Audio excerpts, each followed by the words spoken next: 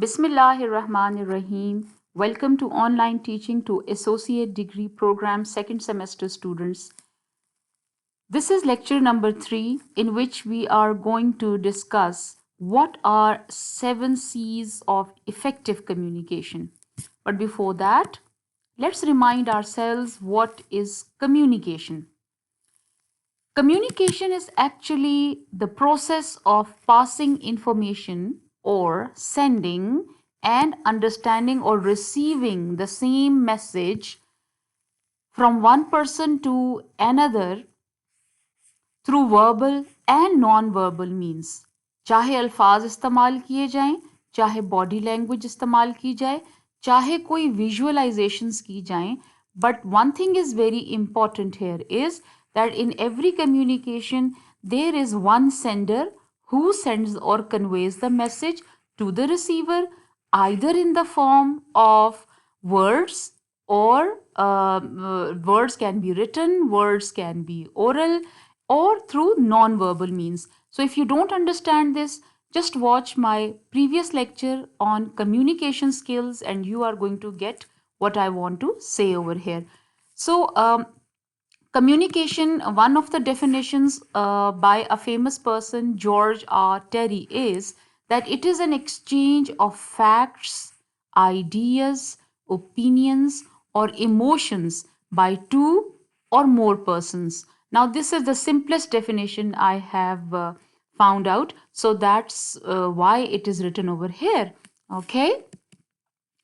What is the connection between language and communication?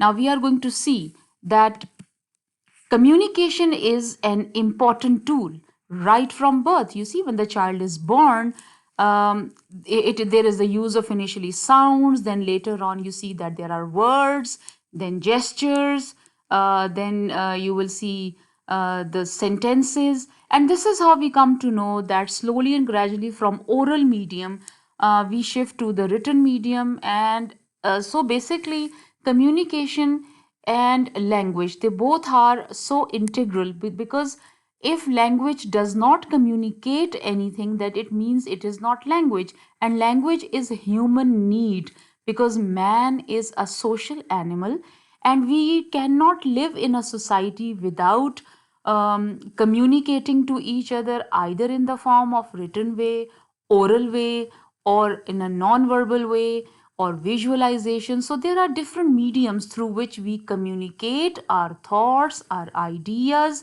and they work in such a way that they are transferred from generation to generation in written medium as well as in oral medium. There are nursery rhymes, then there are stories. So these things are passed on through oral medium also and written medium too. So we see that there are different songs, there are different folk stories, then there is poetry. So many things are part of communication, and this is how we live in the society and interact with each other by using all these mediums. So, language in the form of listening, in the form of our understanding, in the form of speaking. So, all these ways, language is connected to communication because whatever is written or whatever is said, the basic purpose is always to communicate some idea. So, when we understand what is said or what we read, then it means that communication occurs. You know that communication is integral part of language. Without communication, we see that language has no purpose. This is one of the theories about language, what they tell us. Right. So we see that in so many ways do we use language. Can you see this? That we use language for sharing experiences.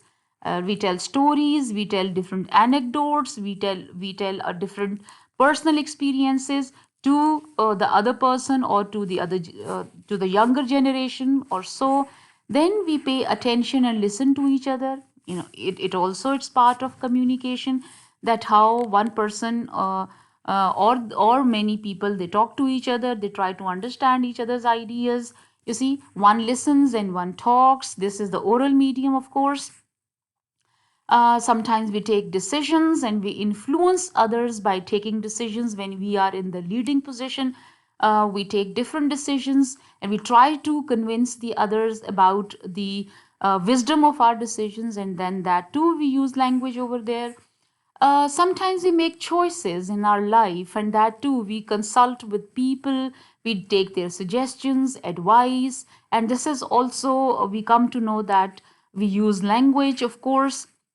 Then there are different instructions which are given in the different forms. They are also one of the ways in which language is used for communication, because we try to understand and follow those instructions. And of course, finally, sharing ideas and opinions. So these are just some of the ways in which we use language for communication or for conveying the thoughts, ideas, to the other side, to the receiver. So this is what the connection of language and language with communication is. Now this is the connection. Now quickly we will see what is the purpose of communication. What is the purpose of communication? See this. There are 1, 2, 3, 4, 5, 6, 7, 8. So these are again some of the functions of communication, or the purpose of communication, that we convey our thoughts or ideas to convince others, to socialize or interact with the other people, of course, to instruct, to explain whatever the other person does not understand. We explain that our idea, our thought. To recount means to tell again, or to recall something from our memory and tell it to the other person. To inquire means to ask something. I mean, if somebody does not know anything, then the person is going to ask. This is also one of the purposes of communication. Of course, to entertain. To entertain means that we crack jokes. I mean, we tell jokes to the others. Then there are films. Then there are dramas. Then there are different kinds of performances in which we use language. So the purpose is to entertain the audience, and simply to inform or tell something to the other person. So all these are basically the purposes of communication, for which we need different mediums, uh, um, written or verbal, as well as non-verbal. So we need to remember these types, because communication can be done in one of these ways, or on all these ways we can do communication. Now we get to today's topic, and that topic is principles of effective communication. Principles. Um, Whatever I said in the title of this whole session or this whole lecture, I use the term 7 C's. So, 7 C's, why we call them as 7 C's? Um, Number one, that this is the term mostly used in business or official communication. So this is basically the term they have used this term 7 C's of effective communication. And why they called it 7 C's? The reason being that all these start from C, letter C. See this? They all are written over here.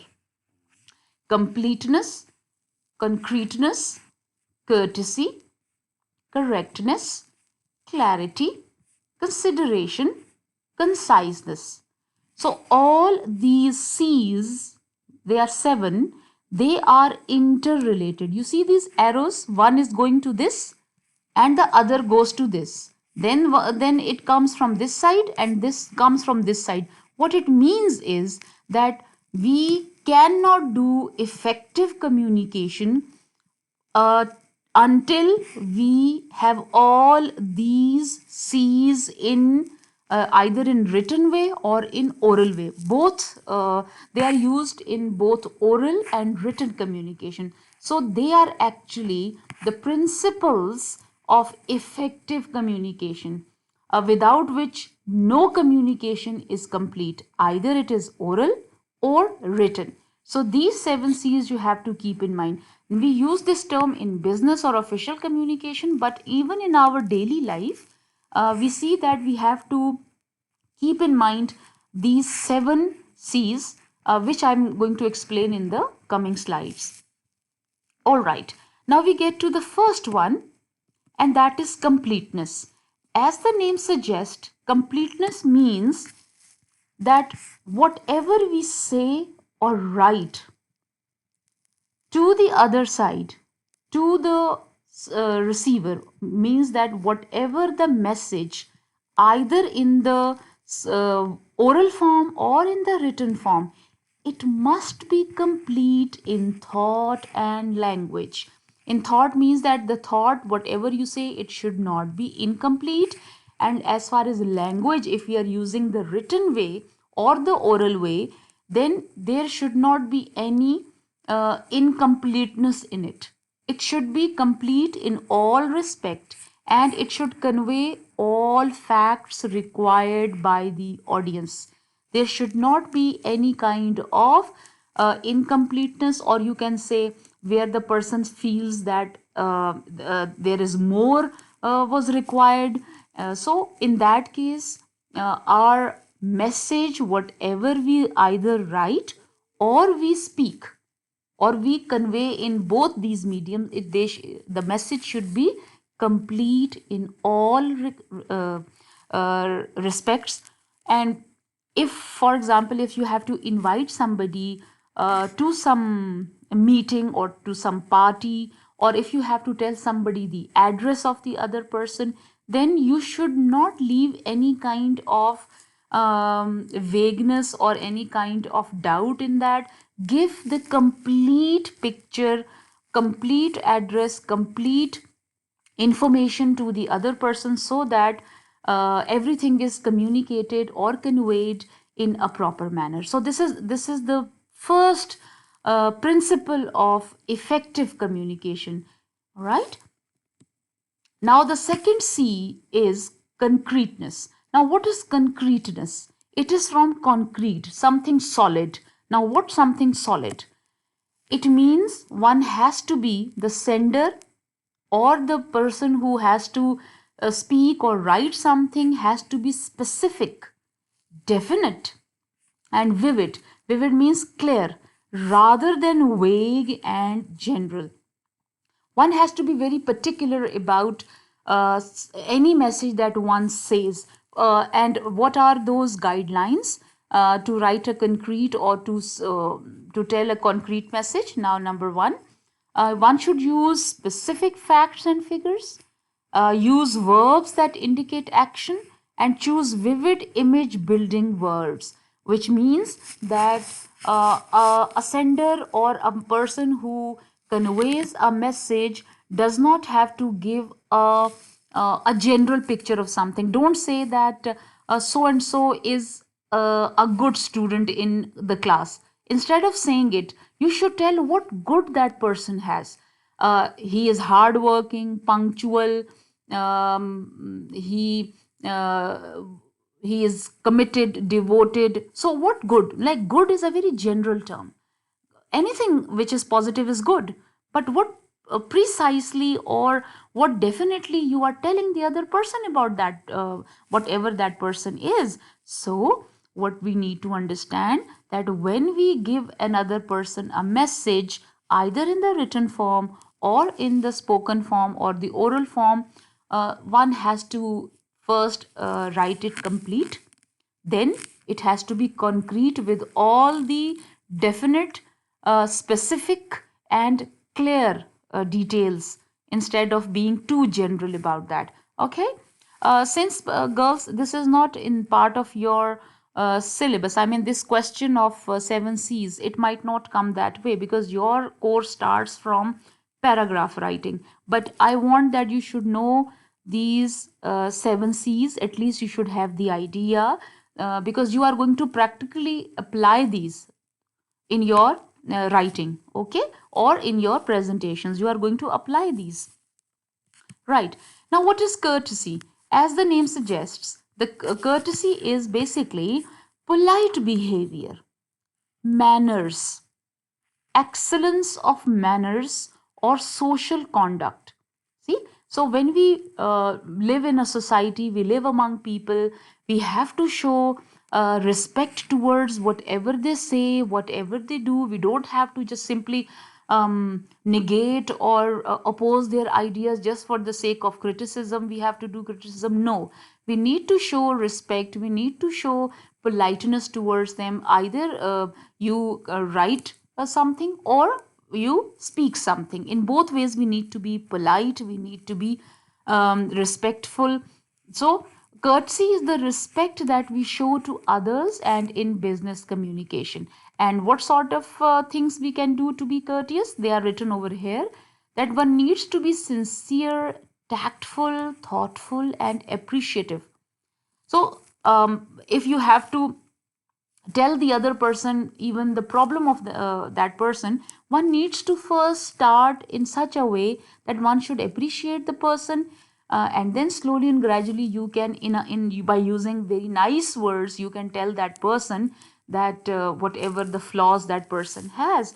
We need to be courteous, we need to be respectful, we should not insult the other person, we should not use harsh words, we should not humiliate the person, we should take care of that person, and that's what we call courtesy in communication. So, if somebody has to be courteous, it means that that person has to avoid expressions that irritate or hurt the receiver. So, do not use those words or expressions which might hurt the other person or might irritate the other person. Um, so, you need to respond quickly. Sometimes I have seen that people are sent a message or SMS or an email, or you say something to them, they don't reply. So this is also one of the disrespect that you show to the other person. So courtesy tells you that if somebody has messaged you, somebody has called you, or somebody talks to you, you have to respond, you have to reply to that person. Okay, seeking apology sincerely for any omission, and if somewhere there is some mistake on your part, you should just simply say sorry to that person. This is also part of courtesy. Instead of just not caring for that and just running here and there and avoiding that person, you need to seek apology sincerely if there is any mistake or any negligence or any neglect on your part, or you have forgotten something. Okay, so you need to just simply say sorry, I forgot, and I will try not to do this in the future, or this or that. All right, so apologies, they say that one must have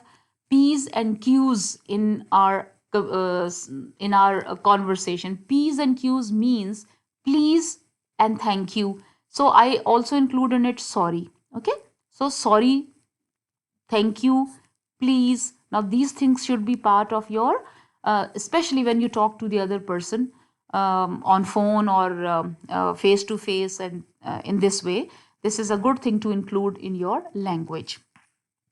Then one of the courtesies is thanking generously for a favor. The same thing I told you. P's and Q's, sorry, so they are part of your communication. Right. But now, what is correctness? Correctness actually it pertains to number one, the use of proper grammar, punctuation, and spelling.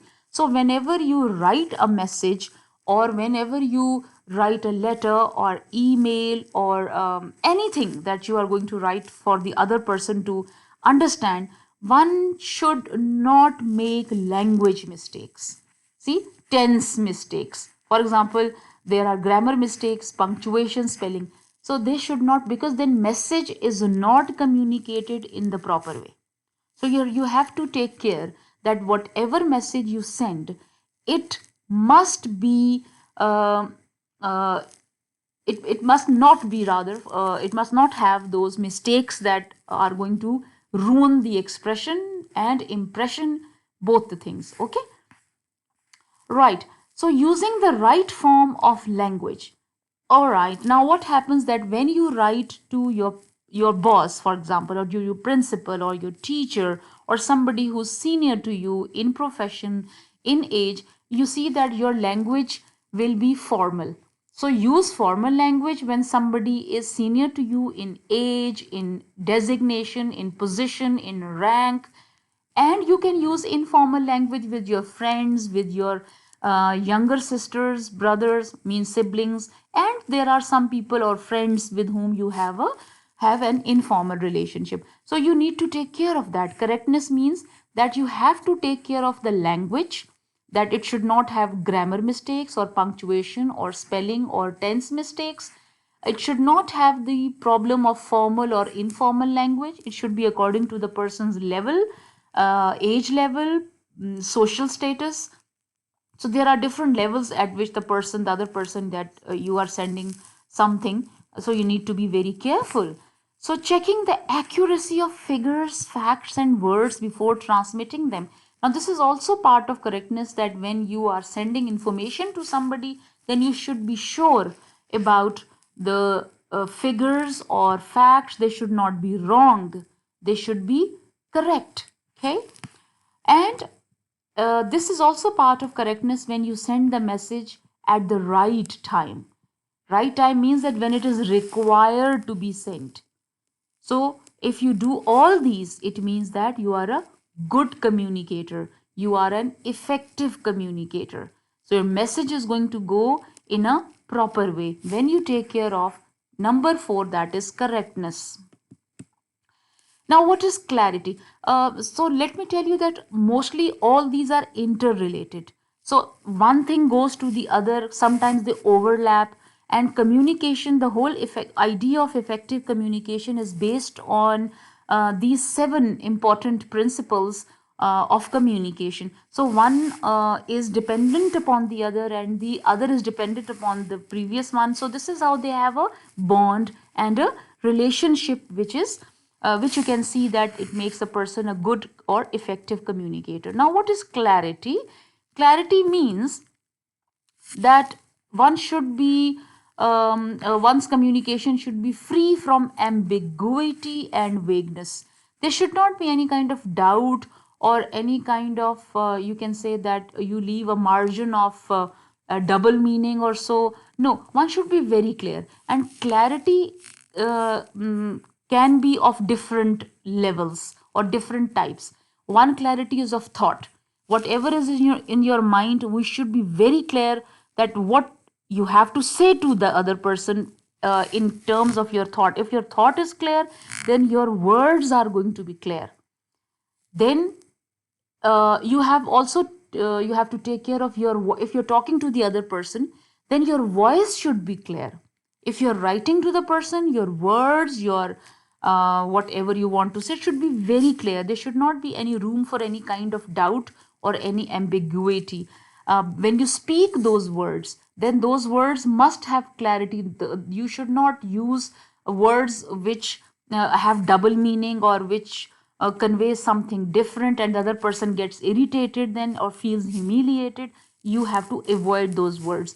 So, of course, when you speak, your voice plays an important role. This is paralinguistic, what you can say. This is the kind of we call it kind of non-verbal communication, in which your voice, the pitch, the or the clarity of it also conveys something to the other person. So you have to be very particular about your voice. You should not mumble the words. You should not just whisper them where people cannot hear you. So it depends, if your audience, if your receiver, they are more than one people, and if you're talking to the people who are in the hall or in the auditorium, or there are many people, then you should see that your voice, it should be clear enough to reach those people, right? Or loud enough to reach that people. So over here we are actually talking about the clarity.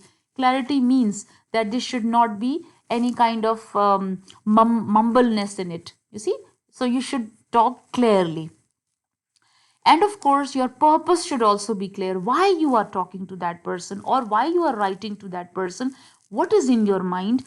What will you achieve after writing it? So, you need to think about these things very clearly before you start doing them, and then this is going to make you an effective communicator, right? We get to number 6, and with it, that is called consideration. Now, what consideration? It is basically its meaning is stepping into the shoes of others. What it means, stepping into the shoes of others, that one should write or speak in such a way that you take the position of the receiver. If you say something or write something which the other person minds, gets irritated, then it means that you did not consider the audience properly. You did not take care what are your audience, how you should talk to them. So when you keep these things in your mind, it means you consider them, and then you are sympathetic towards them. You think from their angle also, you give them respect. So effective communication must take the audience into consideration. Audience means that to whom you have to send a message, either in written or oral form. The sender should consider the desires, problems, social and academic status, circumstances, and probable reactions of the recipient. So one should not be insensitive. One should not be the regardless of the other person. There must not be any disregard, any insensitivity, any kind of you can say um, that person should be sensitive. That person should be considerate. That person should be sympathetic towards the audience. Okay, so this is how we become an effective communicator, when we place ourselves in the shoes of the receiver, and then we will not write or say anything which might hurt the other person, or which might disrespect the other person. See, so this is what happens. So when you do all this, it means you are a considerate person, and being a considerate person is the quality of an effective communicator. There are some features of considerate communication. Emphasize on you approach. You approach means the same thing. You have to think from the angle of the receiver, from the angle of the person you are writing or talking to. See, empathize means that think in according to what they are going to feel. Okay, so you have to go into their mind, their heart. So empathize with the audience and exhibit interest in the audience. I mean, you have to take interest in the audience. You do not have to disconnect yourself from them. You have to be connected with them, so that they should know that you care for them, you pay respect to them, you listen to their problems, you are interested in them. So this will stimulate, this will start up a positive reaction from the audience. And of course, then they are also going to give you respect. They say that give respect, have respect. So it is going to be a mutual process, that whatever you give, you are going to get it. Show positivity. I mean, there are some people in whose company we have these negative thoughts and negative vibes, and the negative sentences or negative things they always talk. So in such people they create negativity. But an effective communicator is not a negative person.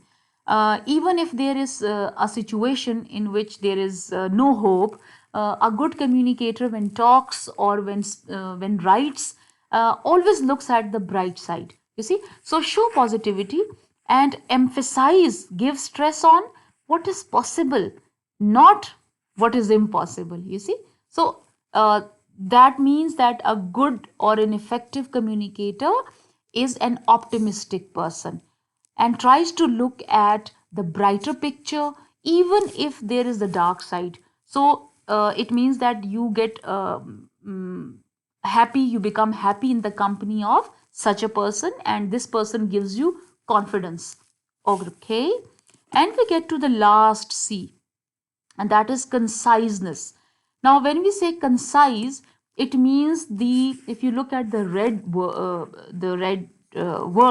in red, and you're going to see that conciseness means wordiness. And what is wordiness?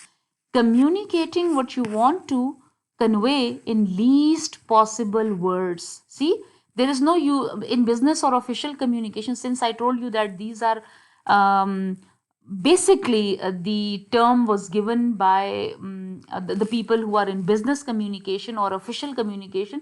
So when we are into some profession or at our workplace, it also includes your academic place where you are students, then student teacher relationship and all. In such scenario, what happens that mostly we do not encourage so many words. I mean, one needs to be precise in writing, one needs to be precise in speaking, which means that we should choose our words very wisely. We should not say anything and everything what comes into our mind, or what comes into you can say in the grab of our pen. So it's not that we should write or speak everything. No, one needs to be very choosy.